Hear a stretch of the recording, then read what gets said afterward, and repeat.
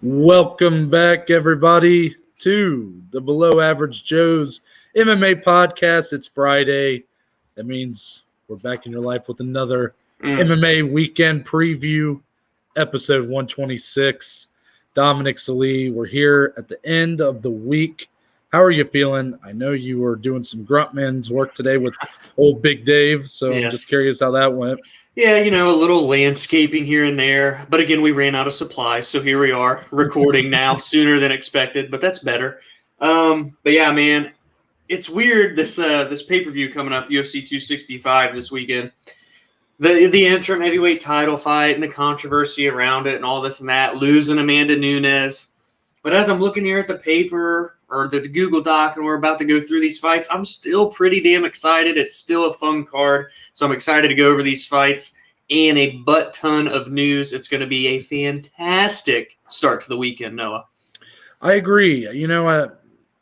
We're two guys. It's going to be hard-pressed to find a card that doesn't, in some shape or form, excite us, especially pay-per-views. Usually there's at least something there. I mean, we've seen some pretty bad pay-per-views, but going in, we've at least been like, okay, this is exciting, this is exciting. I mean, the UFC does a pretty good job at this point of selling us on these cards, as if they really need to for guys like us. Right. But this one in particular, yeah, sure.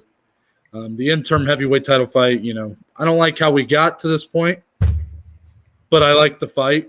Yeah. So we're here. It's a reality. There's no changing it. So I'm going to get excited for the fight itself. Am I going to necessarily look at the winner as a champion? I wouldn't have done that no matter what the interim title was. I'm just not an interim title guy. Right. Unless it's like, again, I'm talking Anderson Silva in like 2012, tears his ACL out for a year. And you got like two guys like Vitor Belfort at that time and maybe someone else like Chael Sonnen who's like really deserving. Sure, interim title. And then when Anderson comes back, you put them up against each other. Here, though, this is obviously an egregious example, but whatever. Also, we lost our other title fight, really the one legit title fight for Amanda Nunes' bantamweight title. But really, this card, even if the it doesn't have quite the I wouldn't say it's stacked. It's not top to bottom every fight going to be like, have a name in it that we're really excited to see, at least in my opinion. But there are a lot of really fun fights on here, fights that, while maybe don't have the biggest implications in the divisions they're in, there are some big takeaways for a lot of these, and we'll get into all that. But before we do, Dominic, we got to get to the fight announcements. And there's a lot of them. Okamoto bombs have been dropping left and right on us the last couple days, and it starts on October 23rd.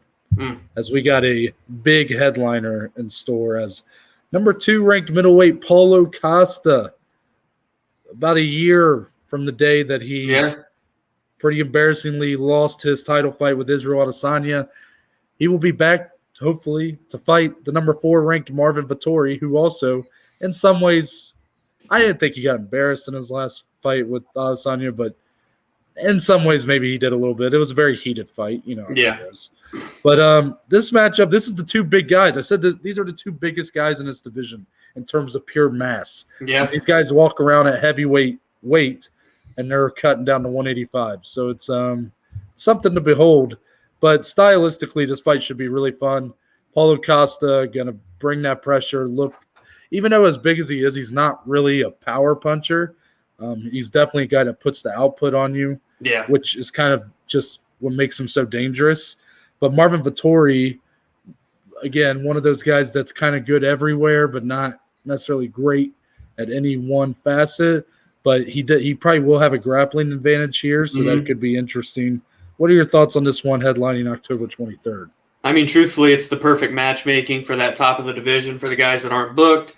Obviously, Marvin coming off the title loss, so will Costa after his long layoff. So it is a great fight. Is it the headliner of that fight night as of now? I would say so. I would say so. So that's a really good fight stylistically. Again, like Noah said, Paulo comes forward and brings the pressure, sets the tone from the beginning outside of his title fight with Adesanya. And for Vettori, angry Marvin, the Italian stallion, he's going to march forward as well, try to utilize that grappling, make Paulo uncomfortable. I'll be curious to see for this fight specifically, if it goes into the later rounds, how Paulo will fare, because we've seen Vettori go deep and still be in the fight and win some of those 5-rounders as well. True. And in his title fight with Adesanya, though, I don't think Vettori nearly he looked a bit I don't know if he was tired or more so he just looked very defeated. Yeah. So that'll be interesting to see, depending on where the fight goes, what direction it's pointing at, who's winning, if we'll get something similar. Hopefully the fight just doesn't go that far and we don't have to. And hopefully this one actually happens too, with the right people. Yeah, it's a tough matchup for Kelvin Gastelum, right? Yeah. Following that on the same day, October 23rd. Oh, yeah. Bellator 269 gets its headliner. We talked about it previously. Fedor Emelianenko, the 44-year-old legend, perhaps the GOAT of all-around MMA for some people. He's going to be back for one last fight, it appears, in Russia. And they finally got his opponent. Mm-hmm. And it's a guy we've talked about not too long ago, Timothy Johnson. Yeah. The guy who just missed out on his kind of chance for Bellator gold. He was in an interim title fight, a fight that he lost to Moldavsky. So, Dominic, in my opinion, I'm a little surprised by the matchup here. Yes. Not because Tim Johnson has done a good job in Bellator of making himself a player. Mm-hmm. In the UFC, he was very much just another guy. Yeah. Didn't offer much. Was very 500 fighter, win one, lose one. No moving forward or moving back in that guy's career in the UFC. But at Bellator, he had a nice run. He had people sort of beginning to believe that maybe he could have that sort of Jan Blachowicz late resurgence in his career. However, wasn't meant to be for the title. But I'm surprised because while we all love Fedor and I don't want to talk negatively about him, in times over his career, especially when you get into his home country, he's had some very favorable matchmaking, especially coming off of losses, or in this case, this would be a retirement fight. You don't necessarily want to go out on a loss. But Timothy Johnson is an active heavyweight. He's a guy that was just in the title contention. Not an easy fight for Fedor at all. Fedor will likely be a favorite coming in, I would say, but not an easy fight. I think it's in that way it makes it better. I'm actually more excited for it because of that. And this should be a good headliner for Bellator 269 in Moscow. Yeah, it's a good stylistic fight, one that should deliver some excitement because both guys obviously like to press forward, are aggressive in their stand-up, but are relatively well-rounded. Got my words twisted there. Obviously for Fedor especially. It's in Russia, which is a huge deal for Bellator to be heading over there, headlining a show with their guy in Fedor. And yeah, like you said, Timothy's coming off of the interim title fight loss. So can he bounce back here, pick up a huge win? Arguably, well, not even arguably, it would be the biggest of his career, and keep himself right up there in title contention. That's a fun one for sure. Definitely unexpected, like you said at the beginning, but I digress. A week later, UFC 267. Oh, man. October 30th. This card's really filling out. Yeah. And this is a fight with big implications in the lightweight division. Number 5 ranked Islam Makhachev does get rebooked, I guess, with the previous foe. Number 7 ranked Rafael dos Anjos. Dominic, this fight is the fight that I wanted to see most for Islam Makhachev moving forward, and for RDA. At this point, Islam has the roles have reversed. Yeah. When they were booked previously, Islam was 12th, 11th, and RDA was probably 6th, 5th, somewhere in there. So now the rules have reversed. RDA sort of needs this matchup with Islam at this point to try to get himself into title contention. And for Islam, I think he needs, despite his ranking, his resume doesn't necessarily speak to how highly he is ranked at this point. Yes, I agree. It's a different argument to say his talent does, because I think talent-wise, there's no doubt this guy's a top 5 lightweight. However, it all comes down to resume at times, and his resume doesn't really say that. So this is a fight he needs to really legitimize himself in this top of the heap. And with the win here for Islam, are we potentially looking at a title shot for the guy? That's what I was curious. I do love the fight. Obviously, this was like kind of the number one option in my head that made a lot of sense. And we know how much a win over RDA means, whether you're at 170, 150, don't matter the weight class. It's a guy that's a former champion. He's as well-rounded as they come. Will grind you out for 5 rounds if he has to. So it's a very good stylistic clash because they're both good in areas, obviously with glaring strengths as well and where they differ from one another.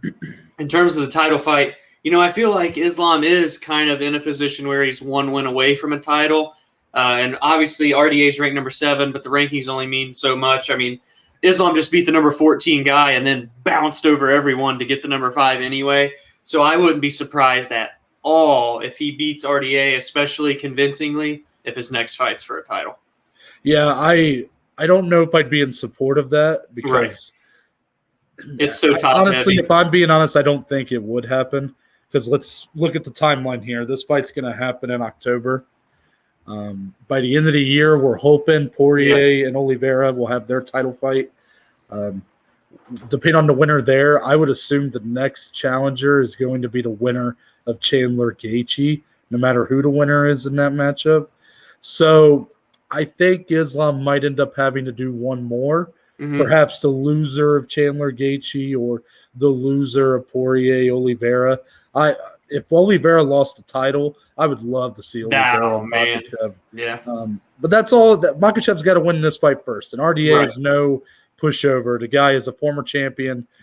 Sure, he's bounced around a little bit. Did try to go up to welterweight at one point, but now back in really his rightful division, and he looks just as good, if maybe not as good, but he does look just as efficient as he did when he was fighting for gold at one point. That's a good word for the description there.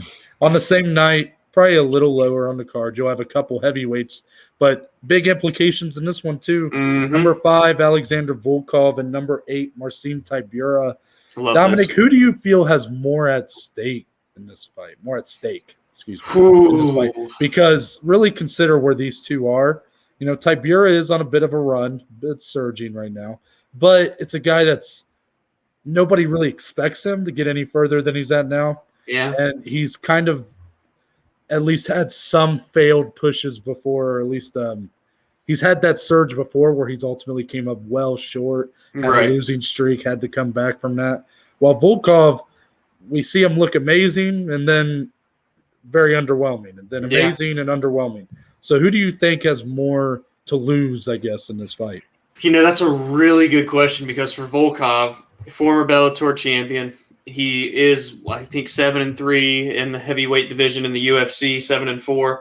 And he was essentially one fight away. I mean, this could be him this weekend fighting Derrick Lewis for all we know, had he beaten Ciryl Gane.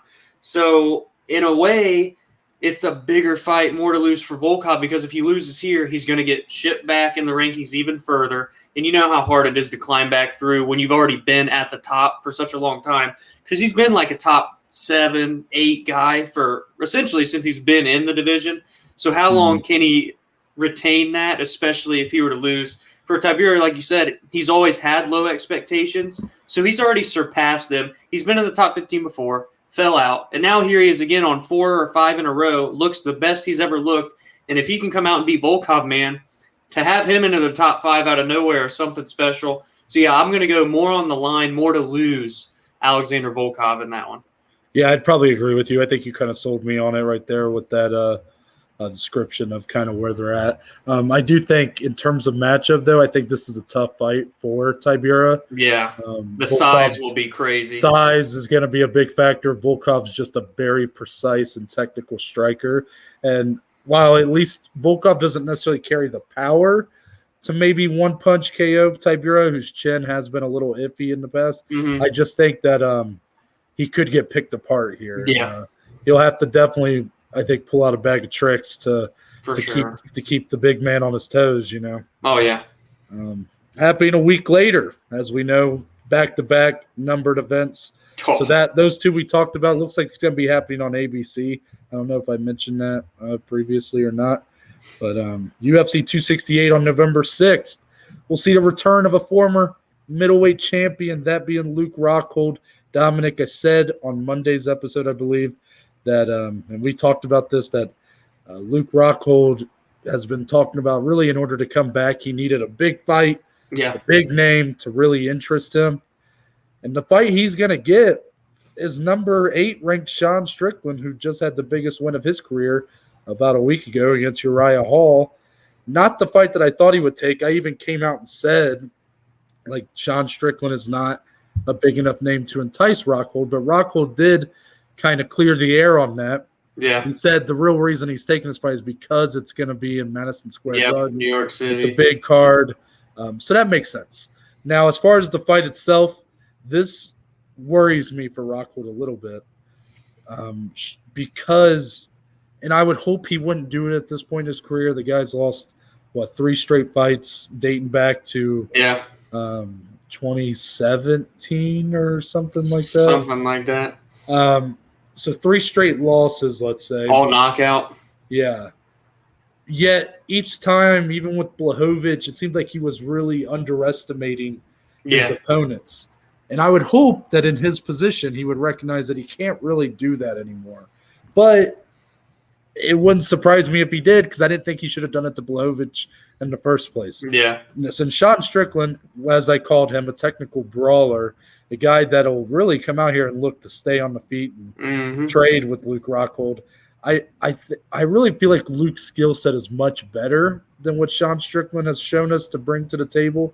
But, and maybe the worries about Rockhold's chin might be a little overstated, but it is a concern if these guys trade on the feet long enough. Is Strickland going to catch Rockhold with something fierce, something powerful, and put him away? It's a legit concern. But I really think that Rockhold has the skill set to take the advantage even on the feet or on the ground. I think he might be a better fighter everywhere it goes. It's just a matter of can he really hold up over the course of the fight. Yeah, the ground's where I'm really curious to see how this fight will play out, because I was catching Bisbing talking a lot about Sean Strickland's ground game in terms of like offensive wrestling isn't the greatest, but he said he's actually pretty well versed on the ground in terms of jiu-jitsu and transitioning when he sparred with him. It's just something you don't see because the guy goes out there and brawls, like you mentioned. And should this fight stay on the feet, Luke is a good striker. I mean, he's got that incredible question mark kick that he throws that not a lot of people do. But Strickland, man, is just going to keep pressing forward. We saw what he just did to Uriah Hall, one of the most dangerous strikers in the middleweight division. Sean Strickland didn't give a shit. He just pressed forward for 5 straight rounds, landed a record number of strikes for the middleweight division. So this is a good stylistic fight. Good for Sean to get the biggest win of his career against Uriah Hall, then go right into his next biggest fight against a former champion. And for Luke Rockhold, it will be nice to see him return. Be curious to see how he fares in this one. I'm curious, Dominic. Do you feel like Strickland's a better striker? Because in my opinion, I think Rockhold's the better offensive striker. I just think it's his defense, his ability to not – I mean, he's been knocked out so many times at this point that you have to wonder if it's just a lack of awareness on the defensive side of striking. But I do think offensively, I mean, Luke Rockhold's an exceptional talent, and I just think people are forgetting that. And no disrespect to Sean Strickland. He's very good. But based on what I've seen, I feel like Luke Rockhold should be better once they step into the octagon. It's just I don't know if he'll hold up. Right, yeah. I think at range, Rockhold is more dangerous, like I said, with that question mark kick he has, and he's long, lanky. But for Strickland, if he can press forward, get into that dirty boxing, and just go like he did against Uriah, that's where it could be most interesting on the feet. Yeah, well said. A week after that, we're just going week by week. Week by week, baby. I love it. November 13th, a rebooking that we were kind of waiting to hear on. Max Holloway, Yair Rodriguez, 2 top 3, or I guess 4 if you include the champion featherweights. This fight was originally supposed to happen literally a couple weeks ago. Yeah, it was moved back. And, yeah, hopefully this fight ends up happening this time for Max, because it looks like Volkanovski and Ortega are going to happen. We're finally going to get a winner on that. Max, if he wins, and even if whoever wins this fight between Max and Yair should neatly be placed next to the champion in the next title fight, I agree. In my opinion. Yeah, 100%. And, we've talked about this fight numerous times now, being that it got booked, canceled, all that fun stuff. But this fight is, MMA fans love everything about this. 2 of the best strikers in all of the UFC. going head-to-head in a main event slot. Who's going to earn their title shot? Max Holloway, the former champion, arguably the featherweight GOAT, going up against Yair, who the young Mexican star at one point has faltered, had odd things happen in his career in and out of the octagon, coming back here with a chance to earn the biggest win of his career. This fight has all the everything in terms of a storyline to just be absolutely amazing. It's so weird for Yair because you're right. That is a part of his story, the faltering moments. But in terms of when it's in the octagon, he's only faltered one time, and that was the Frankie Edgar. Yeah. It's a lot of the weird stuff with the not taking a fight with Zabit, kind of got cut for like a couple days from the UFC. Yeah, USADA, where his tracking didn't update his tracking app like 3 times, like a 3-strike rule. Weird stuff out of the cage, but in the cage, the guy's shown to be exceptional. Yeah. Do I give him a great chance against Max Holloway? No, but as I said on Wednesday, Max Holloway might, in my opinion, be the best fighter in the entire UFC, and the guy's not even the champion anymore. Yeah. Like, it's just wild to think about. But an uphill battle for Rodriguez, but the guy is so electric, so flashy, and just pulls off a lot of stuff that you just don't normally see. That's why he got the hype in the first place, that you never know. You just never do. Look at what he did in that Korean Zombie fight. Korean Zombie had that fight won. Last second. Just a spinning elbow, out cold. Yeah, this could be in talks for Fight of the Year at the Joey's in December, Noah. I'll just be honest. Like that. A week after that, November 20th. This one's a bit of out of all of these, this one's the one that's going to, the least people are probably going to be that interested in. But I think it's worth talking about women's flyweight, correct? Yes. I made this mistake previously. You're good. It's flyweight, yep. Women's flyweight, number 6 ranked Joanne Calderwood, looking to try to put together a group of wins here, try to get a win streak together. But a tough, I don't want to say uphill battle, again, a tough fight for her in the number 10 ranked Alexa Grasso, who is looking really to be coming into her own at this point, really reaching that potential that the UFC had seen from her for a while. And it's a fun fight. But for me, it's going to be when Joanne Calderwood is, I don't want to say at this point she's even really nearing a title shot, but in some ways she might be just because of the lack of real contenders at the top. But for her, once she hits very close to that point is where we see her weakest moments, the Jennifer Maia fight that she didn't really need to take, but she did stay active, and then you saw the way she lost that one. Here against Alexa Grasso, who's very much on the come up right now, that's what's going to be going through my head. But for Alexa, a win here propels her into potentially top 6, top 5, and she might be knocking on the door for a title shot. How crazy is it that this fight could end up a 6 versus 10, could end up being a title eliminator for all we know? That's a very good way to put it, man. This is a good fight because, as you said, it is going to get under the radar, which I get it. But still, stylistically, this has the makings to be a pretty fun 3-round fight. I mean, both ladies are great strikers. More so Calderwood with the Muay Thai striking. Grasso, such an amazing boxer. We saw that in our last fight against Macy Barber. Also from Mexico, just like Yair, who we just mentioned. So someone that they're trying to market. We've got the Brandon Moreno, who's become a champion. So it's a big deal for her. She's in the right weight class because she started at 115, if I'm not mistaken. Looks much better at 125.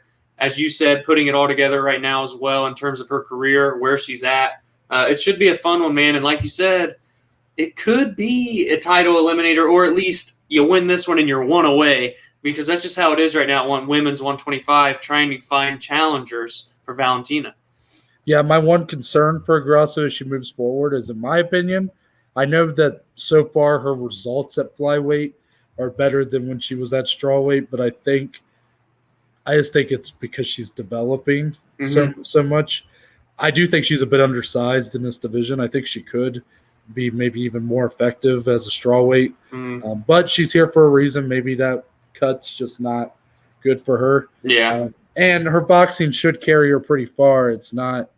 There's not too many that are going to be better than her at that in this division. Oh yeah, but Joanne's a scrapper, man. That should be fun. December 11th. This one's so far out. 2 weeks before Christmas. Whew. Cody Garbrandt, we talked about him not too long ago. He's currently the number 6 ranked bantamweight, but that doesn't matter. He's dropping 10 pounds to make his debut at flyweight, and it's been confirmed it will be against the number 7 ranked Kai Kara France. Dominic, this fight is fireworks in my opinion. Yeah. Kai is a guy that loves to stand and trade. Cody has definitely been turning into a bit of that in his last few fights. These guys fight just feels like how do I word this? This feels like the right fight to make right now. It didn't feel like the fight that I thought the UFC was going to give because of Cody's name. Yeah, I thought Cody might end up getting just an immediate title shot or a fight with Davison or something like that, which I really just didn't want to see. But Kai Kara France, another guy who I think is deserving of this kind of high-profile fight. Yeah. I love it. Love it. Yeah, this has all the makings to be a fight of the night that night, and maybe even a fight of the year. I mean, these guys go at it. I'm curious to see how Cody will look at 125. He's stated time and time again he's pretty light in the bantamweight side of things anyway. Shouldn't be a hard weight cut. He's been wrestling his whole life, so I'll be curious to see how that goes. And for Kai, man, he's never in a boring fight. So put these two together, it's going to be fireworks. That's going to wrap it up for our fight announcements. We were pretty efficient on that one. We were for having 8 of them, I got to say. And we're going to transition into a little bit more news. Will goats collide? That's the question everybody wants to know. Oh, my. So, for those of you going, what does that mean? Yeah, no, let them know. Let me tell you. So, Dana White was being interviewed. I believe it was the Nelk guys, the Nelk boys, whatever they're called. I believe it was their podcast that he was on.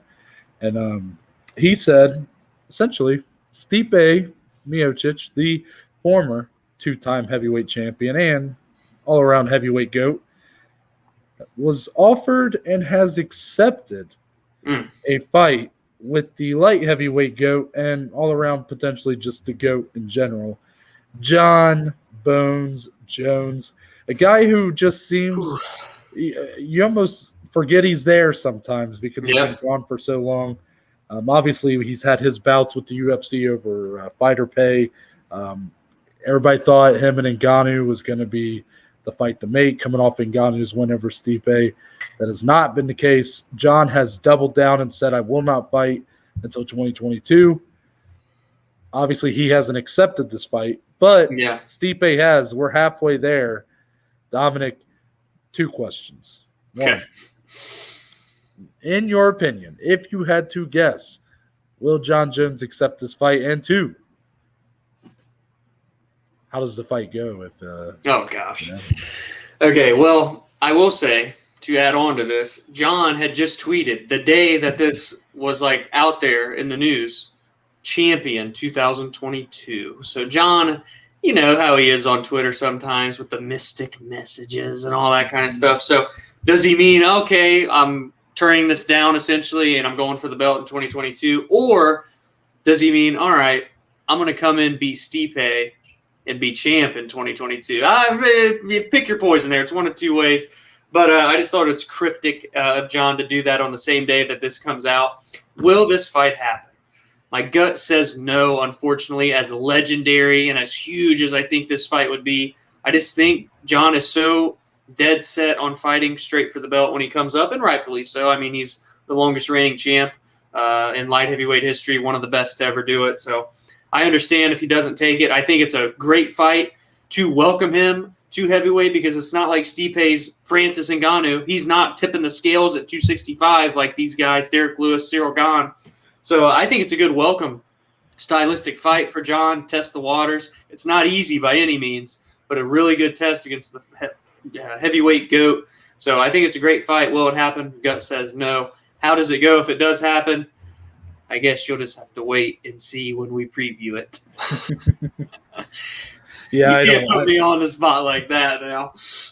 I don't think this fight's gonna happen, unfortunately. I would love to see it. No, actually, I wouldn't. I have no interest. Don't get me wrong. I'd be excited for it if it happened, people. But you have to understand, as a Stipe fan, yes, whenever there you go. Not too often going into a Stipe fight have I said, I don't think he's going to win this one. The first time he fought in Gane, I thought that, and he won. The second time he fought DC, I thought that, but he won. Here with Jon Jones, I don't think there's a chance in the hell that Stipe wins that fight. No, they say third time's a charm. But, and that's no disrespect to Stipe, man. Yeah. It's just Jon Jones. It's Jon. And I mean, the guy, we'll see how he looks when he inevitably does fight at heavyweight, but the guy looks fucking shredded. Yeah. And I don't think he's going to be having some sort of Adesanya-like run where, he doesn't quite acclimate himself to the weight class and just tries to depend purely on his skill set. Now, he seems very committed. Yeah, he's very committed to it. So would love to see it. Don't think it's going to happen, but I love that the UFC is at least offering it. I think that is nice because Stipe was a bit disgruntled. So it's, I like it that the UFC is like, all right, let's try to get Stipe a fight. Yeah, I mean, you got to figure if you are Stipe, if it's not a title, what bigger fight can you take if you're him, Jon Jones? So. That's true. I wonder if this means probably not, but again, I once again I thought Stipe wouldn't take a fight that wasn't for the title at this point, but he values, I guess, the Jon Jones fight probably for his legacy, maybe. Yeah. So part of me wants to be like, well, I wonder if this means we're going to be getting a Stipe fight announcement soon. But I just don't think there's anybody else really around that would interest him unless a guy like Jan Blachowicz wants to come up to heavyweight or just something. The waters, yeah. Which has just never been talked about. So, I think this one's a bit of a pipe dream, but hopefully we see Stipe and Jon at heavyweight here pretty soon. Yeah, there you go. Now on to UFC 265. Here we go. It's really well that we have the preview for you, but there's a lot of fights to talk about here, and it starts with that main event. Yeah. I like that headline. I think it's an unstoppable force meets an immovable object. As number 2 ranked Derrick Lewis goes up a number 3 ranked Ciryl Gane for the interim heavyweight title. We might not have liked how we got to this point. Right. But I'm going to say that I like the fight as a whole. Itself, yes. And I am excited for it at this point. Dominic, the question going in here, and what seems to be the storyline that I keep hearing all week, is that Ciryl Gane has every technical advantage over Derrick Lewis besides the one-punch power. And that ultimately – not a lot of people are giving Derrick Lewis a chance outside of his one-punch power. So I want you to preview the fight. How do you evaluate these guys' skill sets? I think people are maybe overlooking Derrick Lewis a little bit in terms of calling him just not a technical fighter at all. I think in some ways he kind of almost doubles down on that to make people think that. But the guy got to this point. He is fighting for an interim title in the UFC. He's fought for the legit heavyweight title previously. You can't tell me you got to that point by purely just the power in your hands. Yeah, I mean, this dude at the end of the day, he's 16-5 in the UFC. I don't know if people recognize this, but this man has been fighting for years, and he's one of the most active heavyweights there is. He's tied for the most knockouts in UFC history with 12. He can make it his own record this Saturday. And it's not just these lucky one-punch KOs. I mean, look at the timing. Just for example, in the Curtis Blades one, he not only was ready to sprawl a takedown, but then timed a perfect uppercut to knock him out cold. It's not like this dude just throws ugly punches and they land. He is technical in a boxing aspect to find the big shots. However, as an all-around mixed martial artist, yes, I do think that Ciryl Gane is the better all-around fighter, and we've just seen more weapons from him is the only reason why, in terms of his grappling, his submissions, his kicks. He does things that heavyweights don't do. I will say Derrick Lewis, time and time again, does throw that little, lifts up the right leg and the switch kick to the left. Yeah, that's pretty impressive. Derrick Lewis is a big boy.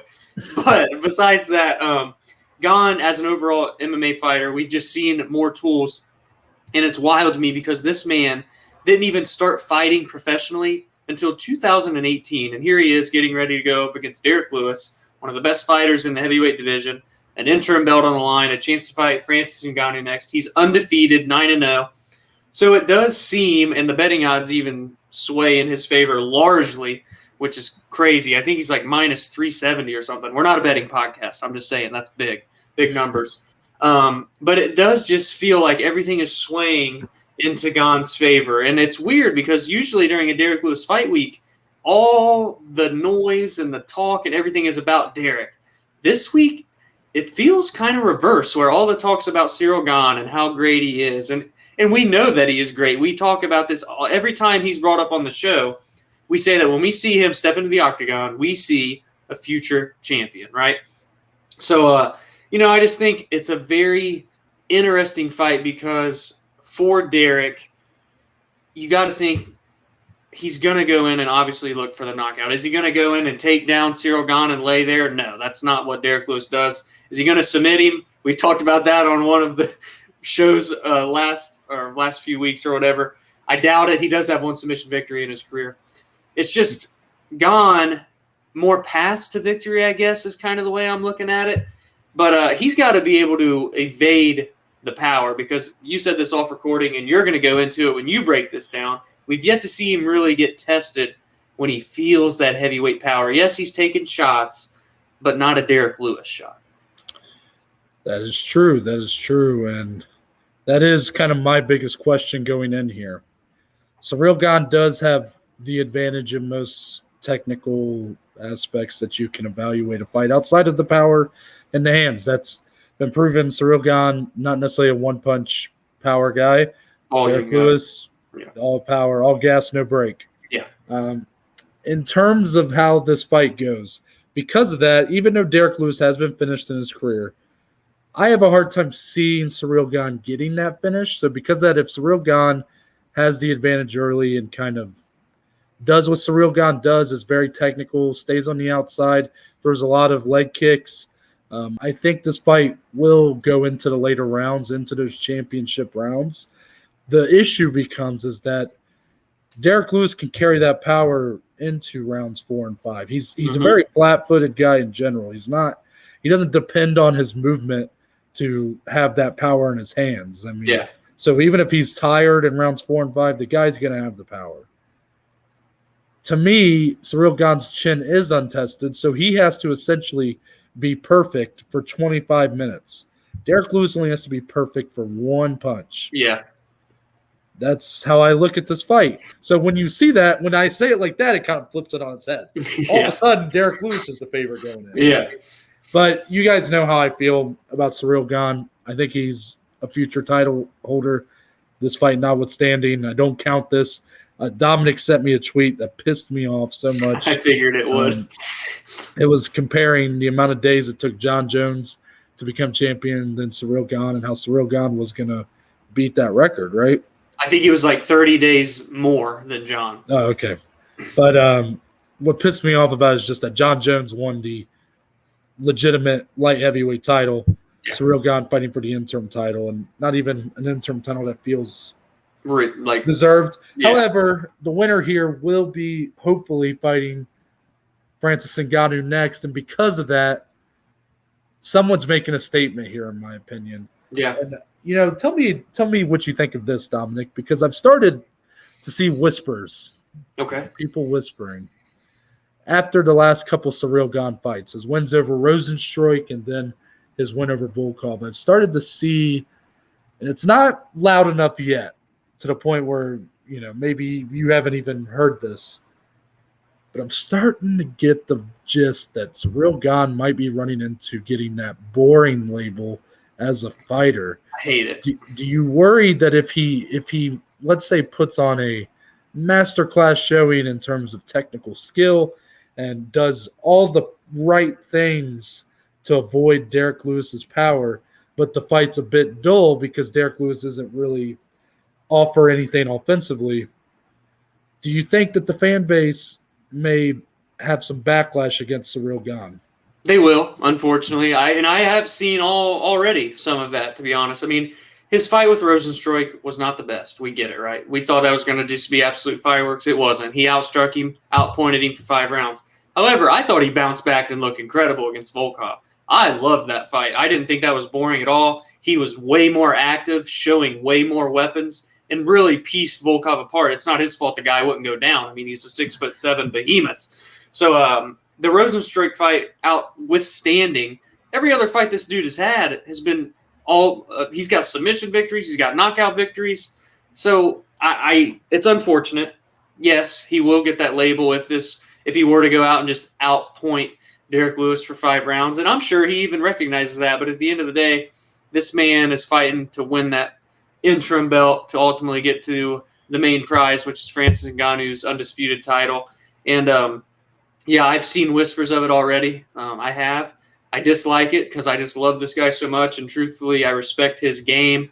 And like I said at the beginning, he does things that heavyweights don't do. So I think it's something that needs to be more so respected than talked bad about. But I get it. Everybody, when they watch heavyweight fights, they just think knockout, knockout, knockout all the time. I get it.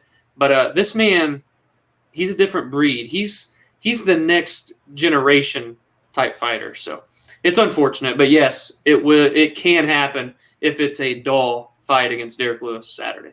Yeah, this might be something for Monday if Ciryl Gane wins this. But just to, I guess, throw it out there now, this guy's skill set's like nothing we've seen at heavyweight. And we may never see anything like it for a long time after. So respect greatness. If he loses, then hey, man, I mean, maybe there might be more questions about Gane than we thought, but more than likely it's just going to be Lewis is just a bigger threat than people want to give him credit for. Yeah. Let's move into our feature bout because to me, I think that's the second biggest fight on this card. Yeah, this should be the co-main event. I don't know, but it's all right. It's going to see number 5 ranked Michael Chiesa, number 6 ranked Vicente Luque in the welterweight division.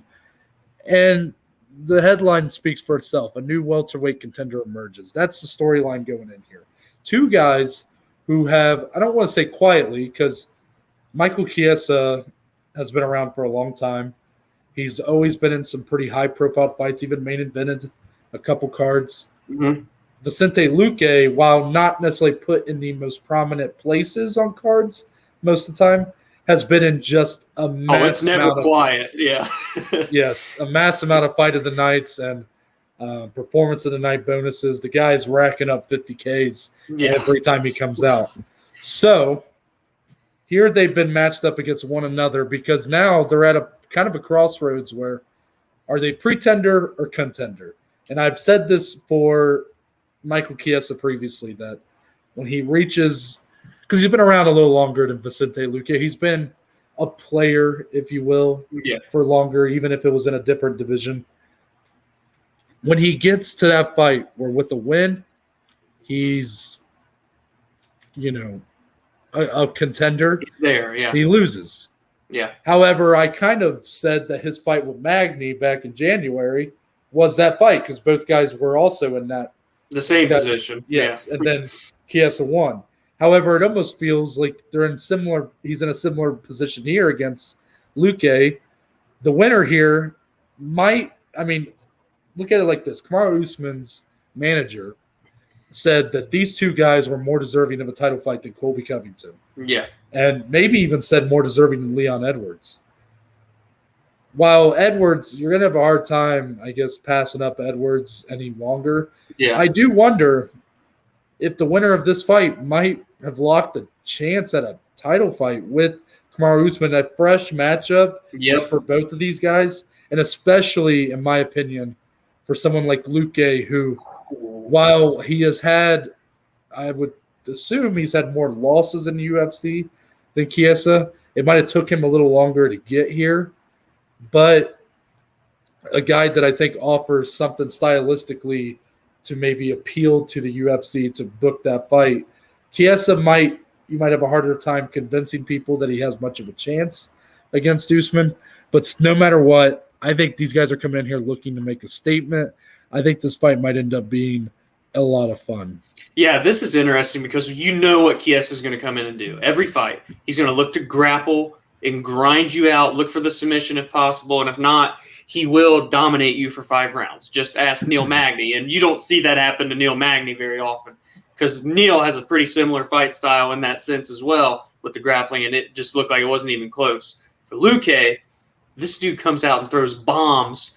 Oh, but then, by the way, he can just take your neck and submit you on the ground, too. This dude is a Swiss Army knife, and that's what makes this so intriguing. Part of you wants to say grappler versus striker until you look at Luque's ground game, and you're like, oh, wait, this guy finishes like 8 fights by submission as well. So it's two guys that have really been in the UFC a while. I mean, Chiesa is an Ultimate Fighter champion. Luque has grinded his way through this division, never turns down fights. I mean, he fights anyone. So it's great to see them both in this top 5 position, 5 versus number 6. Again, I think it should be the co-main either way. It's a fight that a lot of people are looking forward to, and rightfully so. I agree with you. I think a win here, especially if it comes in a very convincing way, could very well propel them to a title shot, man. And as bad as I would hate that for Leon Edwards, if anything, it will launch them into a fight with Leon, like at the minimum. So this has a lot of big implications. Really, the biggest implications of the whole card are with this one. Obviously, main event withstanding. So I think this is going to be fun. It sucks it's only 3 rounds because both these guys can go for 5. And, yeah, I'm just curious, can Chiesa implement the game plan that we know he's going to try and do with the grappling, or will Luque just be too much, have the answers, and if he gets taken down, pose a threat from the bottom that Chiesa hasn't seen before? There's a lot of question marks in this fight. Mm-hmm. That's a great way of kind of summing it up right there. Let's get into the rest of this card. We got 4 more fights to go over. Yeah. 3 of these on that main card. 1 that headlines the prelims. I mean, really from main event down to that prelim headliner. I mean, this pretty good. Yeah. It's a really good run of fights there. I do think it weakens out afterwards. There are some names. You know, you got guys like Alonzo Menafield, who I've enjoyed watching. You have Jessica Penne and Karolina Kowalkiewicz, but neither of them are really doing a whole lot anymore. Manel Cape, Ode Osborne. Manel Cape is still, I've said, a guy who hasn't won a fight. He's a player. In the UFC, but I still think this might be the fight for him to hopefully showcase his skills. Regardless, we start with the co-main event. Yep. In the bantamweight division, Jose Aldo, who's still ranked 5th despite a 1-2 record in the division, going up against number 9, Pedro Munoz, who obviously has much more fights in the division. The story for me here, Dom. Okay. Let's hear it. Jose Aldo has looked good at bantamweight.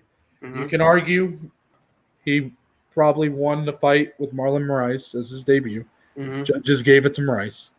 Followed that with the title fight against Gane, where he looked good. And honestly, I think there's a debate to be had.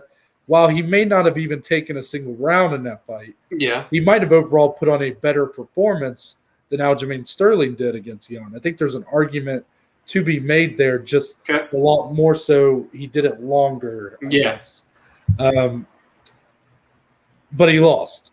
Yes. Bounces back with the win over Marlon Vera, who was good. We like Marlon Vera, but a guy who was ranked 15th going in. And now he's here with Pedro Munoz, who Pedro Munoz is very consistent. He's consistently good, and sometimes that's good enough to win for him, and sometimes his opponents are just better.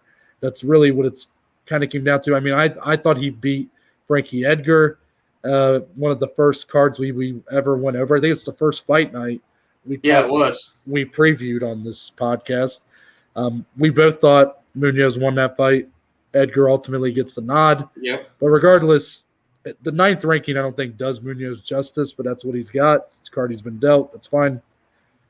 My story here, Dominic, and what I want to get your gauge on, I think there's more to lose here for Aldo. And maybe that's obvious to people, but I'm not sure. And here's why. This fight, let's say it happens in co-main event, and let's say these guys put on a show. Let's say fight of the year contender. But Munoz gets the win. How, as Aldo, can you continue to try to make a run here or really feel like a legitimate contender when you're 1-3 at that point in the division? Yeah. And so in my opinion, and I want to see, again, what you think about this, with a loss here for Aldo, can you, no matter how good he looks, can you consider his run at bantamweight anything other than a failure at that point? Oof. I do think there is more to lose if you're Aldo, just because of the legacy in general of him. So to see him come down a weight class and falter to 1-3 would be quite a hit. Whereas if you're Pedro, you're fighting Aldo, one of the biggest fights of your life. If you lose, he's just going to keep fighting killers anyway. That's just the way Munoz is. So, yeah, I think there is more to lose for Aldo. Being 1-3, that is – I mean, I guess you would look at it as a failure, quote unquote. I mean, again, we think he did beat Marlon Moraes, but at the end of the day, a loss is a loss. Loses a title fight that was unearned. I mean, you could look at it that way as a failure. And it was something that was very random to begin with, right? We had never really expected Jose to come down to 135. It was so weird when it happened. To be fair, he does look good, like you said, and he has a win over Marlon Vera. Looked good against Moraes, looked good against Jan for the time being until the finish. So he's had moments, but nothing that gives huge takeaways. So if he can come out here and really put a stamp on it against a guy like Pedro, who's very tough, hard to put away, that would be quite a big deal if you're Jose Aldo. And it would keep him in title talks because at the end of the day, he's Jose Aldo. And then, on the other end of the spectrum for Munoz, this would be the biggest win of his life. Obviously, he had a huge win against Cody Garbrandt. I thought he beat Frankie Edgar. I don't remember what you did, but it was a great fight. And then obviously he looked good in his last outing as well against Jimmy Rivera. That was an incredible fight in itself. So this is big for Munoz to really catapult himself into that top 5 once more and put himself really maybe one away from being able to challenge for a title, someone who hasn't before. It would be a fresh face in this stacked division. So I'm excited. I do think this has fireworks written all over it. I'm predicting this as the main card fight of the night. We'll see if it comes to fruition. But I think when both guys have so much to prove and guys that aren't going to stray away from getting into a banger of a fight in general, put them together, I think it's going to be incredible. Yeah, truthfully, you're probably right on which fight on the main card has the best chance to take that fight of the night. This one probably would be it. But I don't know if I agree with the title implications here for either guy. I just think that this division's too stacked at the top, and unfortunately, there's not a ton of direction right now. We do have Jan and Sterling booked, but then, Sandhagen and Dillashaw are both – Dillashaw obviously probably secured his shot, but Sandhagen, you could argue, is still just right there. So I really think that because that's why I didn't put this as one of the main topics, is just because I don't feel like there is that much implication in terms of title fights. But for Aldo, it would be, I guess, a way to keep his head above water, if you will. Yeah. And for Munoz, it would propel him into some territory that he hasn't seen since probably his knockout of Cody Garbrandt, and give him another chance to maybe set up a fight with someone like Corey Sandhagen. Yeah, I think, truthfully, the winner, they're not going into a title fight. They're one away. So, yeah, maybe. Following that on the main card, we're going to go all the way down to strawweight, a rematch, number 10, Tecia Torres, and number 12, Angela Hill. I don't have a ton of takeaways coming into this one. It's a fight that two women that are very exciting fighters. Angela Hill has been on she's had a really nice run over the last couple of years, been very active. However, she just can't seem to get the nod. Very close fights. She's really came a long way. Her record in the UFC does not, I guess, define her, in my opinion. Yeah. But she does have to start getting some wins. And here against Tecia Torres, it's a girl that's more powerful, who I think could give Angela Hill a lot of trouble on the feet. I'll just be interested to see, I guess, where this fight goes, really.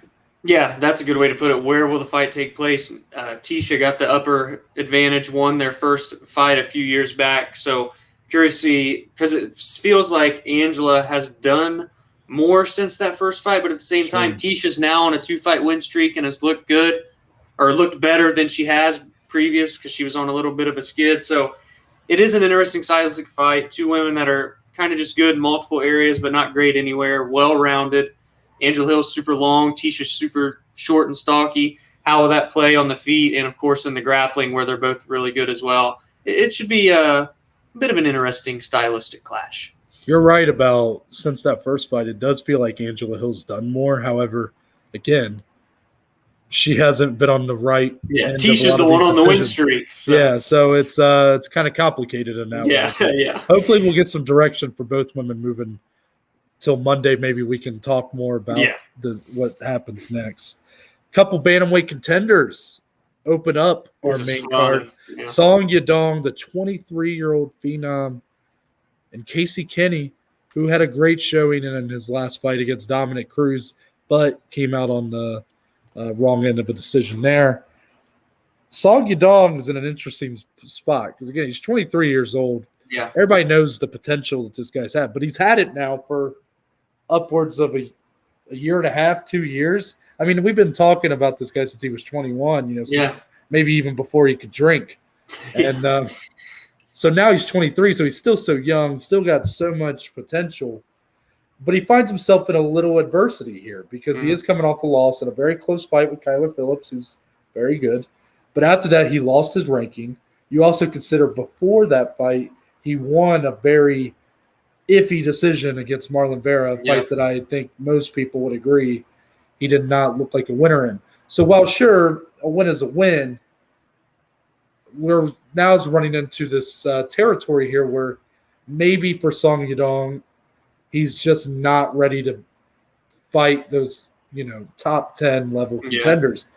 Lucky for him, he's not fighting a top 10 contender. He's fighting Casey Kenny. True. But Casey Kenny showed in that Dominic Cruz fight that he is not that far behind from being a top level bantamweight in this division. Yeah. And I just wonder, I really can't wait for this one. I'm really curious to see who's going to come out on top and what strategy they're going to implement, because both guys seem very content to let the fight go wherever they want it to go.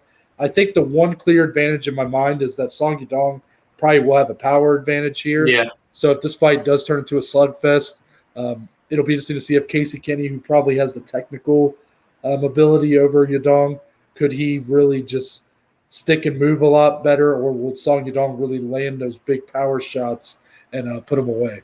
Yeah, I mean, two of the biggest prospects in this absolutely stacked bantamweight division. Song Yadong will carry the power advantage. Casey Kenny, the smaller, quicker guy. And you got to think, with Casey Kenny, also a former big LFA standout, former champion there, I believe, if I'm not mistaken, coming off of the biggest fight of his life against Dominic Cruz, you got to think the takeaways he has are quite large, and what he can bring from that into a fight with Song Yadong, someone who fights much differently from a guy like Dominic Cruz. So I think this is going to be nonstop for as long as the fight goes. A very close second place in my fight of the night running. I think this is going to be really good. I think there's going to be big takeaways for the winner as they look to propel themselves back into the top 15. Mm-hmm. Yeah, using one another to try to get over the hump, if you will. Headlining our prelims, Bobby King Green and Rafael Fiziev. The storyline here has got to be that Fiziev has looked like an elite talent. A killer. This, again, stacked lightweight division.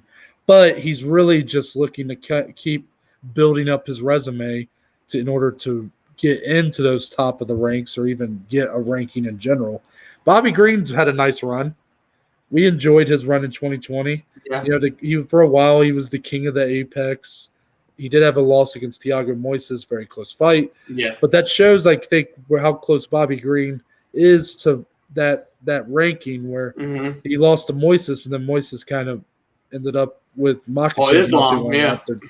So, unfortunately for Bobby, I just think that this is a very tough fight for him. Yeah. It's a very tough fight. But he does have that veteran quality at this point. Fiziev is a younger fighter.